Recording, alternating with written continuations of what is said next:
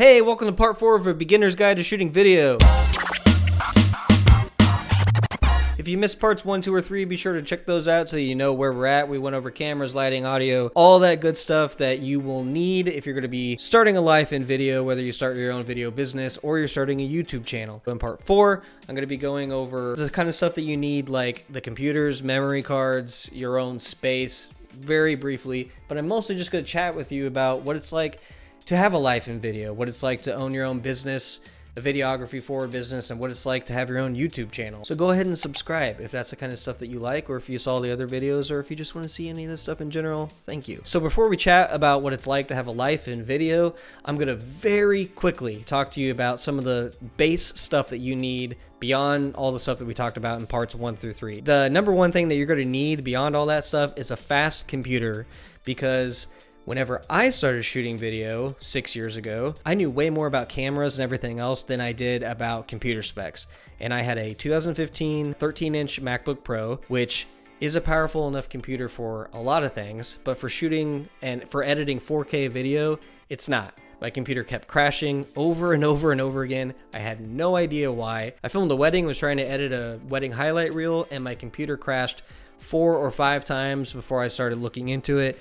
And then I realized that my computer wasn't fast enough for editing large files of 4K video footage. So then I upgraded to a 2015 15-inch MacBook Pro, and that solved all my problems. I was able to edit all of my videos with basically no problems whatsoever. It gets pretty hot sometimes, but beyond that, it's been a great computer. There are way faster, better versions of the MacBook Pro out right now, and there's rumored to be an even faster, shinier one coming out. And then I also have the much maligned and made fun of trash can Mac Pro. It looks like a trash can. People kind of hated it because you couldn't customize it. I thought that it was a great computer. It's served us well. I still use it all the time. There are new versions of the Mac Pro out, new versions of the MacBook Pro, new versions of PCs and everything. If you're going to be shooting video for a living, you're going to want a fast, powerful computer that can process and export all this stuff fast and quickly so that you can get on with your life, because otherwise you're going to be doing a lot of waiting and you're going to be really frustrated. And speaking of your computers being fast,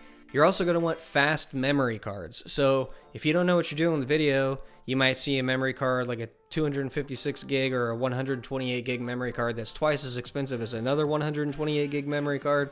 And that's most likely because the twice as expensive one has way faster write speeds. And my advice is to get one of those memory cards that has fast write speed, because you're going to be spending significantly less time dealing with importing and exporting if you have a faster memory card. And that is that much extra time that you can spend shooting videos and editing videos, which is money in your pocket if you own a video business. You can end up making more money by the time that you will be saving.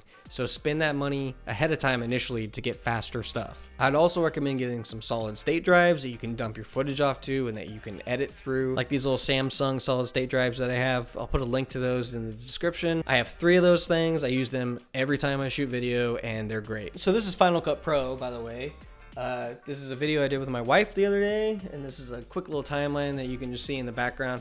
I would recommend either getting Final Cut Pro or Adobe Premiere Pro. I started off with Adobe Premiere Pro. I personally kind of hated a lot of things in Premiere Pro, so I made the switch to Final Cut Pro X, but there are just as many people that do the opposite. There are people that hate Final Cut Pro and switch to Adobe Premiere Pro. But either way, you're going to want one of those 2 programs. That's probably what 95% of video creators use. Don't use iMovie. Anything past absolute beginner video work, you're going to want something past iMovie. You're going to want Final Cut Pro or Adobe Premiere Pro. So moving past all that, you're going to want your own space, especially if you have a YouTube channel or you're starting a YouTube channel. So this is my attic. It's a finished attic. I painted it. I got it all ready to go before I started my YouTube channel. I got this sign that I'm so glad that I got. It just gives a whole identity to my channel. It's in the background of all the videos that I shoot in here mostly. And then this behind me, I've got all sorts of personal effects in here. I'm a huge Breaking Bad fan, so I've got, a lot of Breaking Bad stuff back here. I put some paneled mirrors up here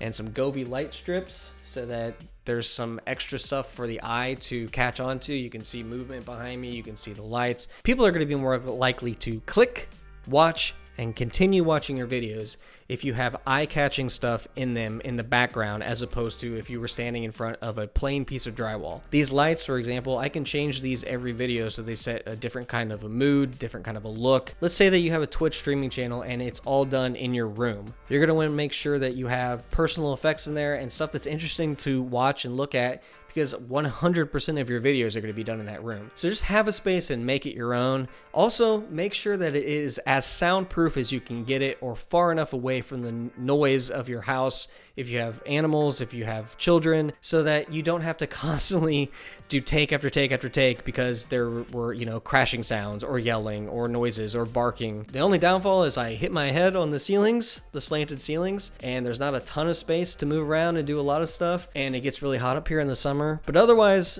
it's great. I love it. Make sure that you create a space that you are comfortable with and that other people like watching, so it feels like home for both you and your viewers. It'll be like a comfortable experience for both of you to be shooting videos in there and for people to be watching it. So now let's just have a chat about what it's like having a life in video. So I started my video life 6 years ago. I decided to create my own business. I called it Red Pine Creative. I would not call your business Red Pine Creative. Nobody will know what it means. I had never even owned a camera before that. I had never started a business before that. So I was taking a big risk, but I knew that I had an eye for video, and I knew that I had the tenacity to own my own business. So I went for it. It turned out to be successful. It wasn't until a few years later that I joined with my wife and we changed the name to Social Shot Marketing, and we started doing more photography. She's more of a photographer, I'm more of a video person. And then we started to double the amount of money that we were making every year.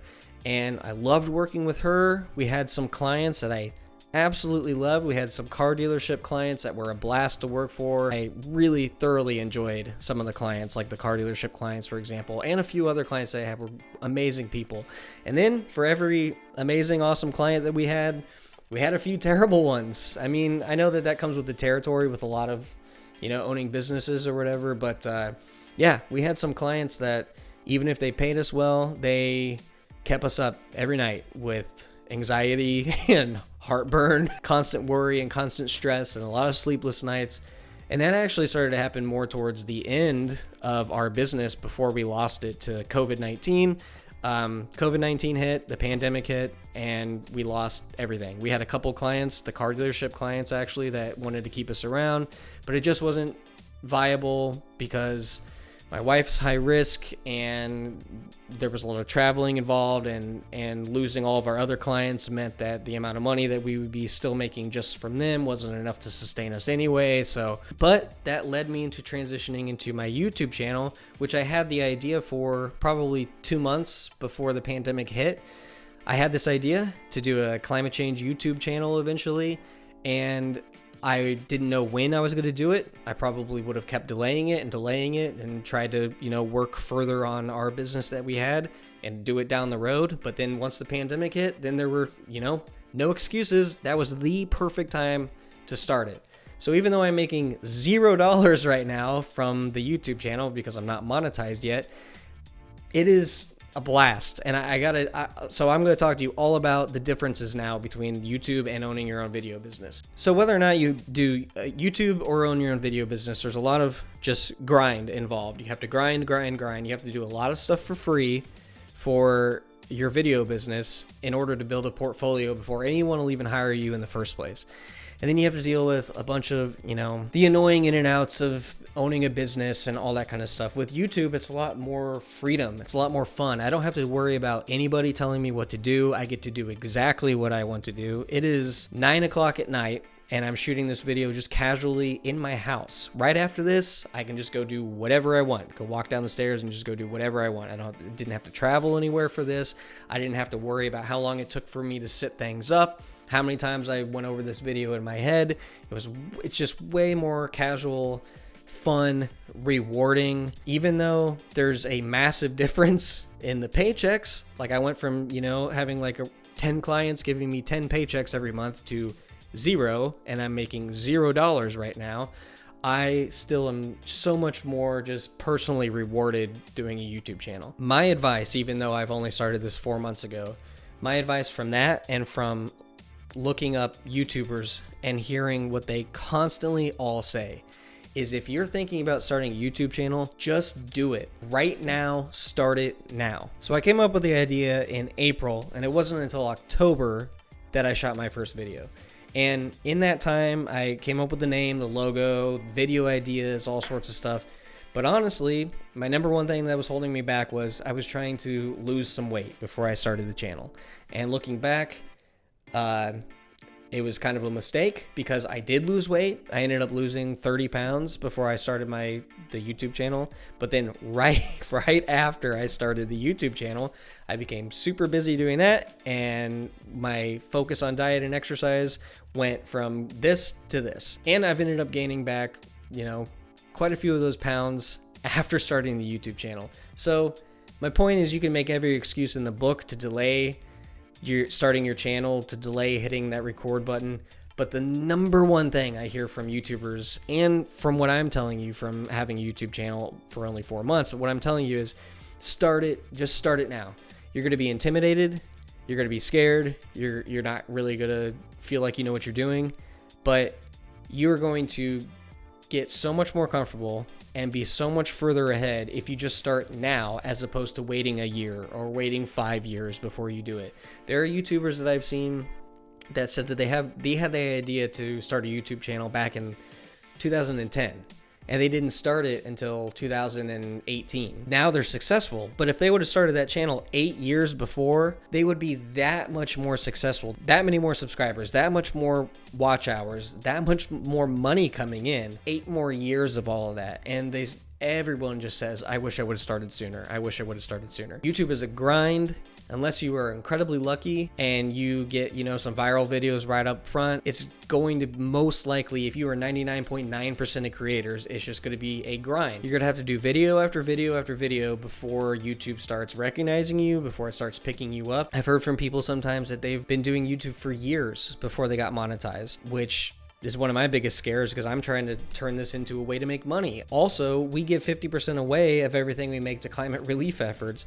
So I'm trying to make enough money to do that and to make a living. My recommendation is, whether or not you're trying to do it for money or you're trying to do it for your own personal reasons, which mine is like a combo of the two. I'm not just doing this for money. I'm doing this because I love doing video. I had a previous life with video, and now I'm focusing it on what I want to do for a living, and hopefully doing good for people by giving money for climate relief efforts, and also looking at it as a way to be not only a full-time job, but to make a good living at some point, even if it takes years for it to happen. So having a videography business and starting a YouTube channel are not the same thing at all. I actually ran into a little bit of a clash with that, because I had 5 years of experience shooting kind of commercial work where I was talking more at people, and I kind of brought that into my YouTube channel, where the first, 30 of my videos, I was more talking at people as opposed to chatting more casually like I am right now. I didn't come to that realization until a couple of weeks ago. I reviewed my channel and I was going over my videos, which you need to do, by the way, and I was thinking to myself, okay, there's something missing. Like, my content I think is good. Some of it I really liked, but there's some key piece missing, and I didn't really know what it was. I came to the realization that I wasn't being personable enough. I needed to do more of like a personable vlog type of style video, or more of a chatty video where you get to know me instead of me cutting all the time and saying sentences perfectly and cutting and then more perfect and then cutting. Now it's just more casual, and it's paid off dividends. I've had people reach out to me and tell me that they like my stuff. I'm getting more views, I'm getting more watch hours, and I'm enjoying making these videos way more than I was before. I was making it too tedious and I wasn't getting the returns that I wanted. And now that I'm making it less tedious, I'm getting more returns. That is something that you're going to learn along the way. And that's another reason not to delay your channel further, is because you think that you might be prepping and prepping and prepping like what I did, but then you don't really know until you start shooting and editing and posting your videos. You're not really going to know until months in what direction you need to go into or what kind of things you need to change about it. I came to that big realization with my channel, and like I said, it's working for me. It's a lot more relaxing to make videos and a lot more relaxing to watch my videos now as opposed to what it used to be. It's not until you start doing it that you're going to realize it, and the faster you do it, the quicker you'll realize it, and the quicker your YouTube dreams will start to take off. YouTube is an incredible platform. If I would have just lost all my clients from my previous video business, I would have just kind of been waiting around until I could get more clients or until more work came up or until the pandemic was over or whatever. But YouTube gives you a chance to shoot videos and to upload videos anytime that I want. I don't have to go through clients. I don't have to deal with all these contracts and these in and outs and people writing you constantly for no reason whatsoever. You just get to do your own thing. And it's fun. It's a blast if you let it be a blast. Don't worry about the numbers early on. Just worry about your own content. That's another thing I needed to learn. I was constantly refreshing and seeing if I have more subscribers and it's a mistake to do that. Just focus on your content, see what you can do to make it better, and then you'll eventually get to where you want to go, even if it takes some time with YouTube. But that is the gift that YouTube can give you. So that's my experience with video, both in the professional video life and YouTube. I definitely prefer YouTube. I preferred the money in the professional part of it, but YouTube, if you are successful at YouTube, gives you a chance to make way more money. After you watch this video, start your channel tomorrow. Just start it tomorrow if you're really wanting to start a channel, even if it's a video simply saying that you're starting a channel. I promise you, you won't regret it. So thanks for watching this series on A Beginner's Guide to Video. I hope that through parts 1, 2, and 3, you were able to learn about cameras and lenses and lighting and audio. And in this video, hopefully you took away some good tidbits and some advice on video life, what it's like to have a professional video business, what it's like to have a YouTube channel. I hope that it helps you out if you're a beginner. If you saw this video and if it's giving you motivation to start your own YouTube channel, I would be thrilled to know that. So thank you again for watching. I really appreciate it. Don't forget to subscribe. You can see all my other stuff that I do, especially if you're into climate change and helping people with climate relief efforts. I really appreciate it. Thanks again, and I'll see you later.